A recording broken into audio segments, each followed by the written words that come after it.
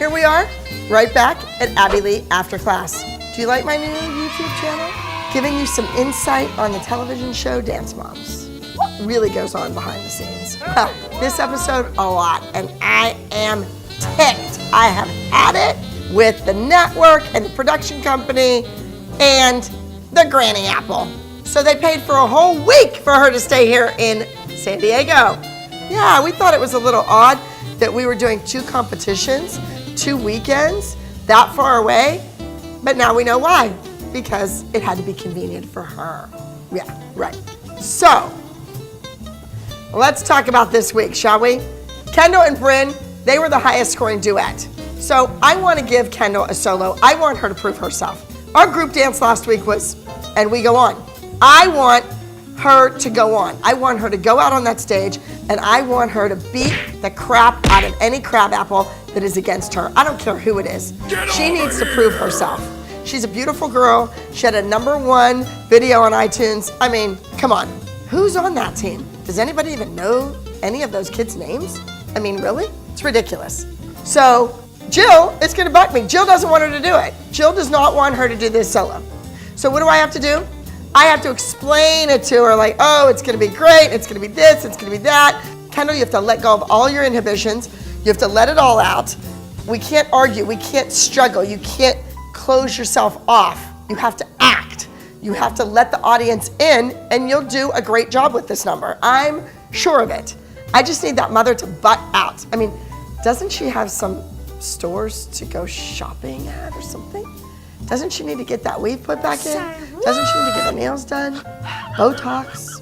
Something, Jill. Go do something and leave your kid alone. All right, now, this is a busy, busy, busy week because Kalani is turning 16. Now, I know for a fact that a car has been hidden in the garage of the apartment building where they all live in Los Angeles. Kalani walks past it every day and doesn't know that it is hers. So sure enough, we're in the middle of rehearsal and the car drives up. It's a Range Rover, it's beautiful, it's safe, which is my priority. And it has the big bow, there's balloons, it's so exciting. And I'm a little jealous because it's my birthday week. Also, my birthday is September 21st. I did not get a new car when I turned 16, and I'm still a little bitter about it. A few moments later. So I don't need the girls distracted. We're going back up against the rotten apples, rotten to the core. I mean, the core, they're horrible. So I don't need all the kids out in the parking lot wanting to go on a joyride when we need to get these numbers done. We are doing an incredible routine, and Gianna and I are going back and forth on this and round. Does she have keys in her hand? Doesn't she have keys in her hand? Kalani is going to be the center of this number, and rightfully so. It's her 16th birthday week. So I want her to have keys in her hand, a real set of keys.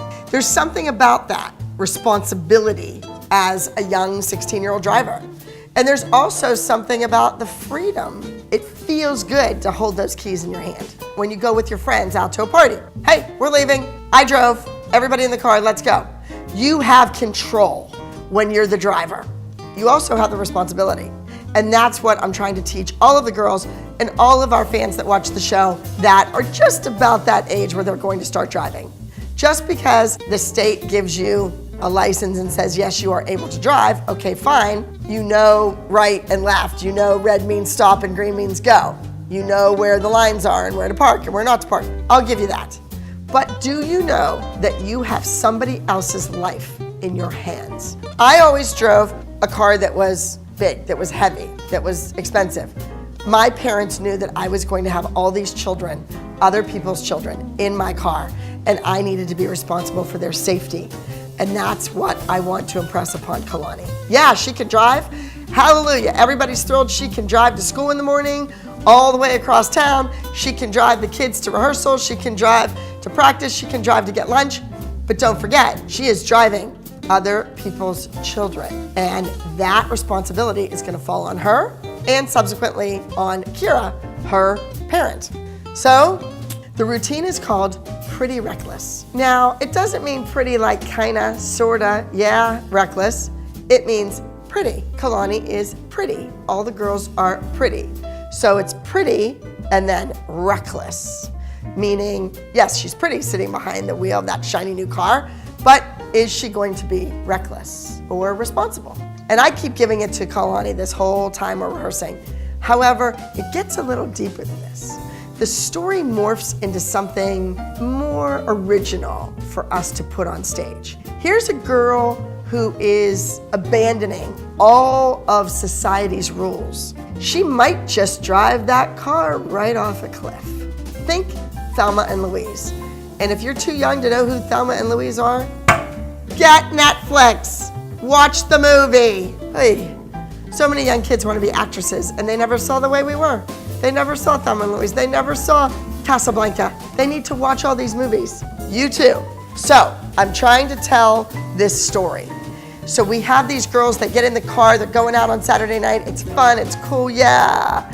All right, but then Kalani's driving and she becomes reckless and the car starts to swerve and she's not hitting the brakes. The car could spiral out of control. The girls are getting tossed around in the back seat. You see that in the choreography. It's one of the steps that I actually went in and changed. Now, what's gonna happen? Does Kalani drive the car off the cliff? Or are her girlfriends, her buddies, her pals, able to save her? Are they able to pull her back in mentally and emotionally? Are they able to take this free spirit, boom, clip her wings, and stick her back in a cage where she belongs? Yes, they do. You have to watch the number and see. So everybody that didn't see it, go back and watch episode 3 of season 7, Pretty Reckless. And it was pretty wonderful because it beat the crab apples again. Woo! Why the network thinks she gets under my skin, I will never know. She gets under my skin when she starts talking shit about me and saying things that she knows she's not allowed to say, she shouldn't say, and just as a fellow human being, as another woman, she shouldn't want to say these things, but she does. Granny Apple made some nasty comments to me. She said that the Lifetime Network had to bring her on because our ratings have dropped. Now, does everybody out there watching think that that's what we need? Nope. We need a Granny Apple? Nope. To bring up our ratings? Nope. Lifetime, did you ever think about anything else that could bring up the ratings? Nope. Maybe real music? Like Fox or NBC or ABC. How about them apples? Huh? Maybe. Now, Kendall's routine was amazing. She did a great job. I don't know what everybody else did because I don't get to sit in the audience and watch. I know that the Apple, Nikaya, tried to do a gospel number. Now, I've done many a number like that before, and they've all been very successful. I've even had some of my Pennsylvania title winners do routines very similar. But Kathy's choreography is awful. Her concept never goes anywhere. And, well, let's just say I'm not gonna give her any of my costuming secrets. Nope. She doesn't need anything else from me. She's gotten a whole entire chance of a lifetime from me. Yes. So, Kendall won, Nikaya didn't even place. Na na na na na na. There we go. And, of course, our group was pretty reckless and pretty wonderful, and it won. I guess the grade 8 is working. These girls seem to jive. They gel, they mesh well with each other. And that's what you need on a team. The moms want continuity, they want consistency, they want these girls to grow up together. But let's face it, it doesn't work that way in the professional dance world. You could be in a Broadway show from the time it's workshopped, and then you're in the original cast, and then you're there for 3 years. All of a sudden, the girl standing next to you who's been with you through all of this leaves. She gets a new show. She gets a principal role. And there's some stranger standing next to you that's never done these routines before on stage in her life. And guess what? She's making just as much money as you are. That's show business. So the moms need to roll with the times. They need to adapt to changes. And it's gonna benefit their daughters better in the long run if they welcome these people. Maybe that was it. Maybe because they didn't fight me and they didn't buck the system and they weren't rude to these 2 girls, the 2 girls are working out. The minis would have worked out better. Who knows?